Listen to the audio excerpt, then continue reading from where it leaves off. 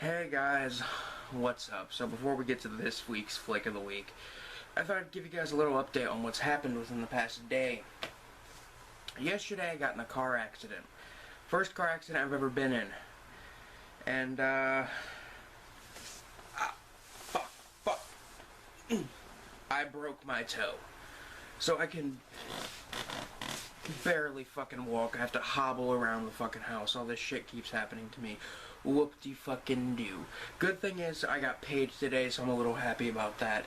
And I get some time off work, which is also pretty good, which means I can upload maybe a review or something.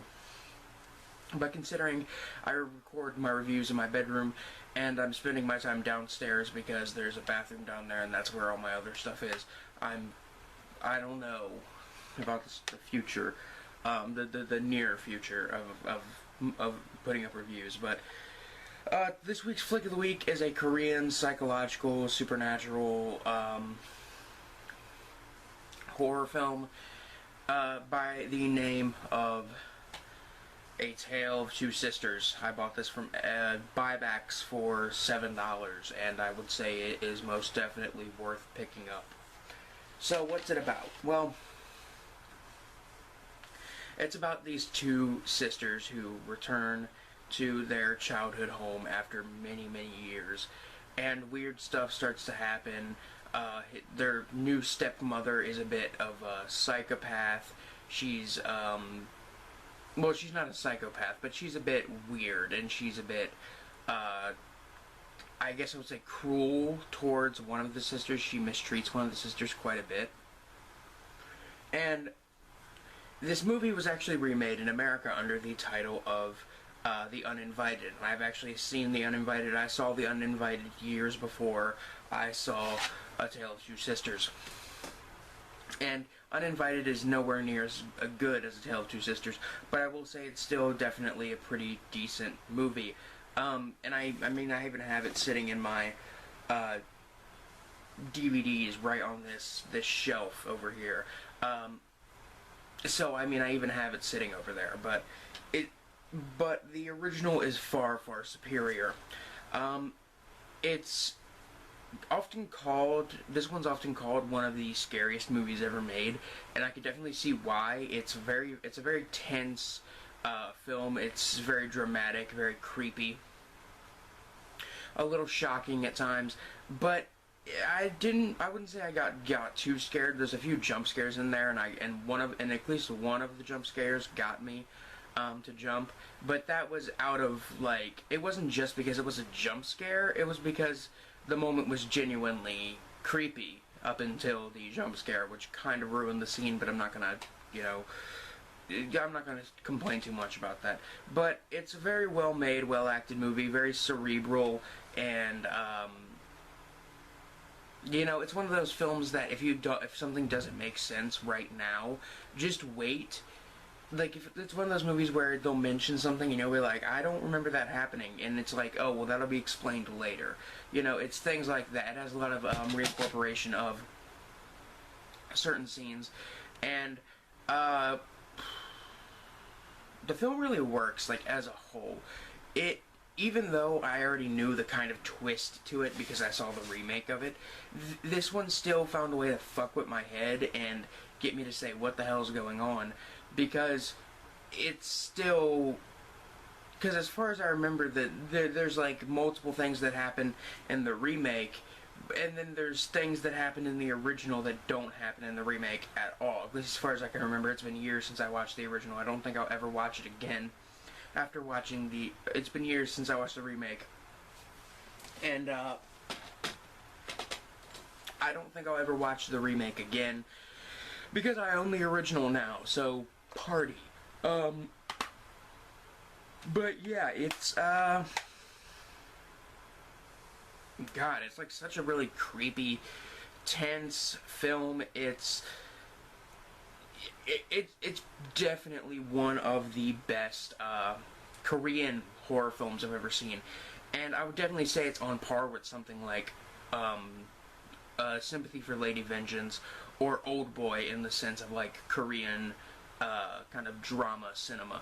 And this film is also it being like a kind of like horror film. It's also like kind of a dark fantasy film, and it's a combination of like a horror film, a dark fantasy film, and like a mystery, because you're really trying to figure out what's going on in the house.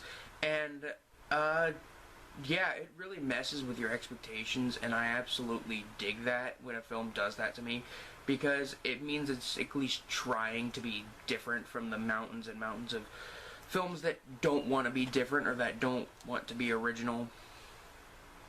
And yeah, I don't know what else I can say about this one. The acting is top notch, the writing is amazing. This is coming from the guy who made trying to see, it's right here on my shelf. This is coming from the same guy who, this is directed by the same guy who made I Saw the Devil, which is another really, really awesome Korean, like, revenge kind of slasher film. And this is another one I'd put up there with, like, the likes of Old Boy, because it's a revenge film. But it's from the same director, and you can definitely tell the style that he has, that he used in I Saw the Devil, definitely kind of gets its origins here, or kind of starts to develop a bit more in this film. And it's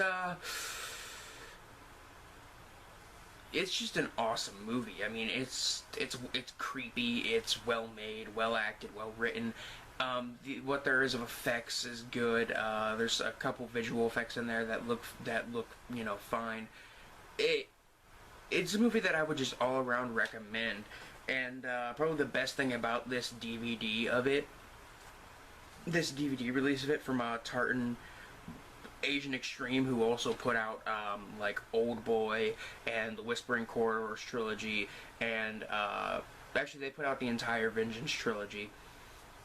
But they usually put out a lot of like Korean and Japanese stuff, and they put out a lot of stuff on under the Tartan Asian Extreme label, and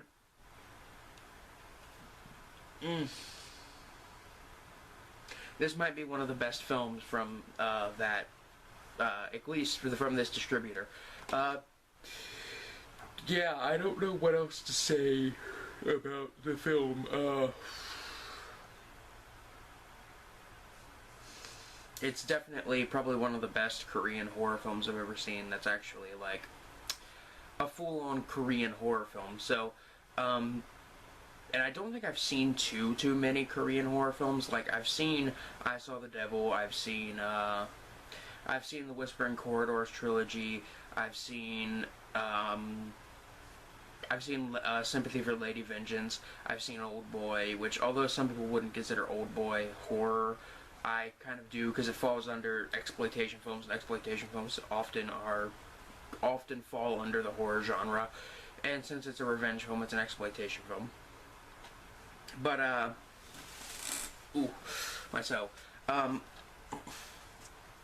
but this is probably one of the best Korean horror films I've ever seen. There are still a few around that I haven't gotten around to seeing yet. I can't remember what they were, but this is definitely one of the best Korean horror films I've probably ever seen. It's probably, if I am so daring, I would probably say it's the Korean equivalent of Takashi Miike's Audition. And if you know what my opinion on that film, I think that film is an absolute masterpiece, and it should be like it should be one of those films that should never be remade. It should be a widely seen film. But yeah, that's it for this week's Flick of the Week. I might come back sometime later with a review, but I don't know. I might just sleep today. I'm gonna go watch a movie. I don't know, maybe